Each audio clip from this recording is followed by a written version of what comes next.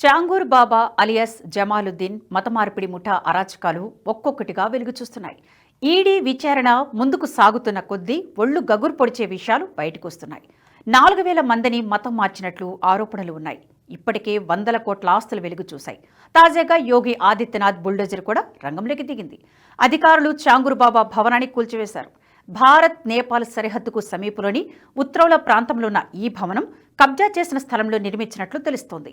దాదాపు 50 కుటుంబాలకు వసతి కల్పించేలా ఈ భవనాన్ని నిర్మించారు చాంగూర్ బాబా.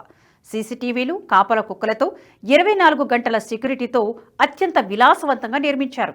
ఈ భారీ భవనాన్ని కూల్చేందుకు 3 రోజుల వ్యవధిలో 10 బుల్డోజర్లు వాడారు. అక్రమ భవనాన్ని కూల్చేందుకు బుల్డోజర్లు 26 గంటల పాటు నిరంతరాయంగా పనిచేశాయంటే దాన్ని ఏ స్థాయిలో నిర్మించారో అర్థం చేసుకోవచ్చు. చాంగూర్ బాబా అక్రమాస్తులో ఎక్కువ భాగం విదేశాల నుంచి విరాళాల ద్వారానే సమకూరినట్లు దర్యాప్తు చేపట్టిన అధికారులు భావిస్తున్నారు.